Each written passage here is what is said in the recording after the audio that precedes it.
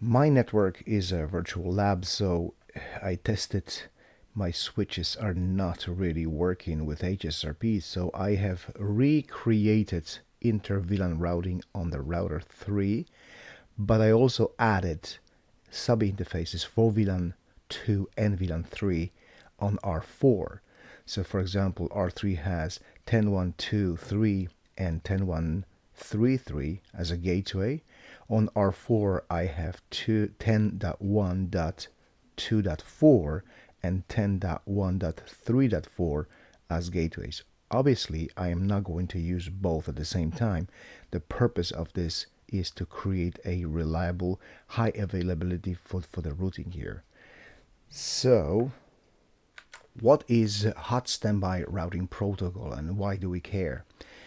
HSRP, or hot standby routing protocol, is a Cisco proprietary method in which we create two gateways, and one of them is going to act as an active gateway, forwarding packets and responding to ARP requests and forwarding packets.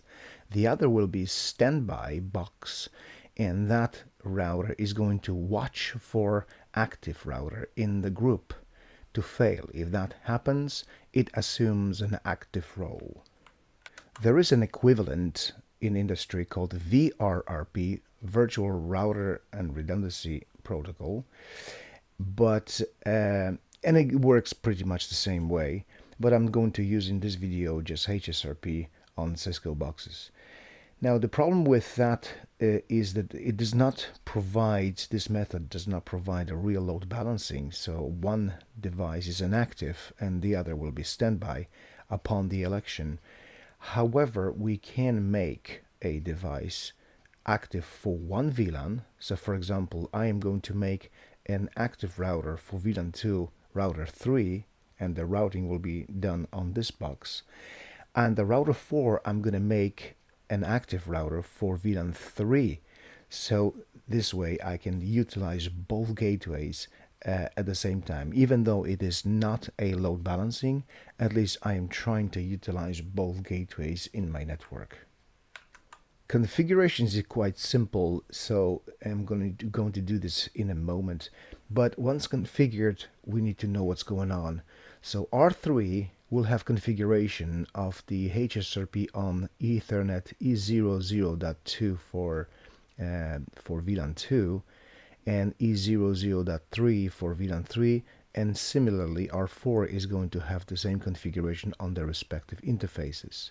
Once configured, the devices begin to exchange here through this trunk connection here so-called hello packets, HSRP cell hello packets, in which they will check two things initially. What is the priority of the partner? If the priority is the same, the tiebreaker will be the lower IP address, sorry, the highest IP address. And once they decide which one has a better priority, it becomes an active router in the group. However, we can influence that election by raising the default 100 number priority to higher number, for example 110, and thus we elect the device to be an active router for the group. However, after failure, when the device comes back online, by default there is no preemption configured, which means that if, let's say, R3 was an active router for VLAN 2, failed, maybe this trunk connection failed here, the R4 assumed the role of active for VLAN 2, upon coming back online, R3 will no longer be active for R3. However, we can actually make that happen with an extra keyword preempt for the group. So this is as much as this theory goes in this video. I wanted to keep it short. Now let's do some configuration.